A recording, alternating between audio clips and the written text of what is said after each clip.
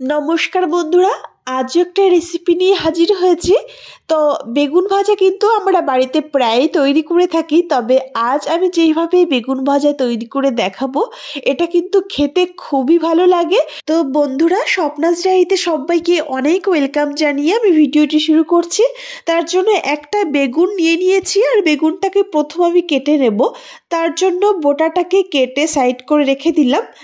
এবার এই বেগুনটাকে আমি একটু মোটা মোটা রেখেই কাটবো, খুব পাতলাও করব না, আবার কিন্তু বেশি মোটাও করব না।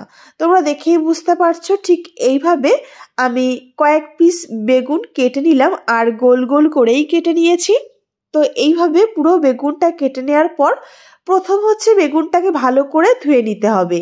কেটে নিয়ে একটা পাত্রে নিয়ে নেব, আর বেগুনটাকে বেশ ভালো করে ধুয়ে নেব। আর আমার কিন্তু প্রচণ্ড ঠান্ডা লেগেছে, আর কথা বলতেই আমার ভীষণ অসুবিধা হচ্ছে, তোমরা একটু মানিয়ে নিও বন্ধুরা। তো দেখো, প্রথম আমি কেটে নিয়েছি বেগুনটাকে, এবার একটা পাত্রে নিয়ে ভালো করে ধুয়ে নিচ্ছি। ভালো করে অন্যদিকে ধুয়ে রেখে দিলাম, আর এদিকে একটা প্লেটে আমি নিয়ে নিচ্ছি পরিমাণ মতো লবণ আর হলুদ। বেগুনটা ভাজতে মোটামুটি যেরকম লবণ হলুদ লাগবে সেই হিসাবে আইডিয়া করে এখানে চা চামচের হাফ চামচ মতো হলুদ আর লবণ নিয়েছি, তার সঙ্গে হাফ চামচ লাল লঙ্কার গুঁড়ো, আর হাফ চামচেরও একটু কম নিয়েছি ধনে গুঁড়ো, তার সঙ্গে 2 চামচ বেসন। সব কিছু ভালো করে বেসনের সঙ্গে মিশিয়ে নিলাম এইভাবে। তো দেখো, এইভাবে আস্তে আস্তে ভালো করে বেসনের সঙ্গে সব মশলাগুলো মিশিয়ে নিলাম।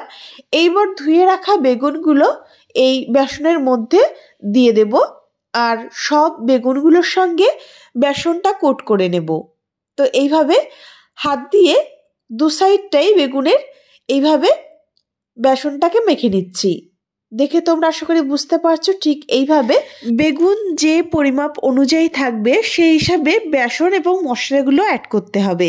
তো যেহেতু এখানে আমি একটা বেগুন ভাজছি, তার জন্য কিন্তু সেই হিসাবে বেসন এবং মশলার পরিমাপটাও অল্প করেই নিয়েছি। দু সাইডটা ভালো করে সব বেগুনের সঙ্গে এইভাবে মিশিয়ে নিচ্ছি। তো এইভাবে সব বেগুনের সঙ্গে মেখে নিলাম। তো অন্যদিকে কিন্তু এই টাইমে একটা কড়াইও বসিয়ে দিয়েছি। কড়াইটা গরম হওয়ার জন্য ওয়েট করছি।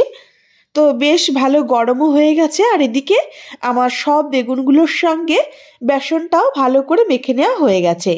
তো চলো এবার বেগুনটা ভাজা যাক। তার জন্য কড়াইতে কিছুটা সর্ষের তেল দিয়ে দেব। তেলটা দিয়ে প্রথম ভালো করে গরম করে নিচ্ছি, আর তেলটা গরম হওয়ার পর এবার এখানে অ্যাড করে দেব সামান্য চিনি। বেগুন ভাজতে গেলে সামান্য চিনি অ্যাড করে দেওয়া হলে তাহলে তেলটাও কিন্তু বেগুনে বেশি টেনে নেয় না, আর খেতেও খুব ভালো লাগে। প্রথমে চিনিটা আমি তেলের উপর দিয়ে গলিয়ে নিচ্ছি।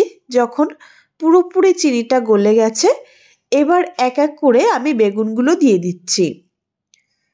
প্রত্যেকটা বেগুন এইভাবে পরপর সাজিয়ে দিয়ে দিলাম। মোটামুটি সবগুলোই ধরে গেছে। তো সব বেগুনগুলো দেওয়ার পর আঁচটাকে কিন্তু অবশ্যই লোতেই রাখতে হবে। আঁচটাকে একদম লো করে দিয়ে আমি একটা ঢাকনি দিয়ে ঢেকে দিচ্ছি। ওয়েট করব 2 মিনিটের জন্য। 2 মিনিট পর ঢাকনি তুলে নিলাম। এই অবস্থায় এক সাইড ভাজা হয়ে গেছে, এবার উল্টে দিচ্ছি। প্রত্যেকটা এইভাবে উল্টে দিলাম, আর এক সাইড কিন্তু বেশ ভাজা হয়ে গেছে আর একদম নরম হয়ে গেছে, আর আমার ঢাকার প্রয়োজন নেই। বেগুনটা পুরোপুরি সিদ্ধ হয়ে গেছে। এবার দু সাইডটাই ভালো করে ভেজে নেব। খোলা অবস্থায় অন্য সাইডটাও বেশ ভালো করে ভেজে নিচ্ছি। তো এইভাবে বেগুনের অন্য সাইডটাও ভাজা হয়ে গেলে উল্টে দিলাম।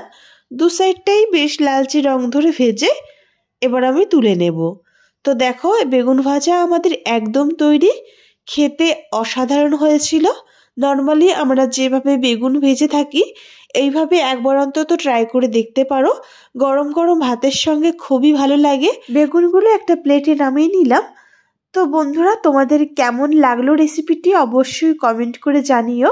আর যারা আমার এই ছোট্ট পরিবারের নতুন সদস্য হয়ে আছো, প্লিজ আমার চ্যানেলটি সাবস্ক্রাইব করে পাশে থেকো। তো বন্ধুরা, আজ এ পর্যন্ত ভিডিওটি শেষ করছি। দেখা হবে নেক্সট কোনো নতুন রেসিপি নিয়ে। সবাই খুব ভালো থেকো।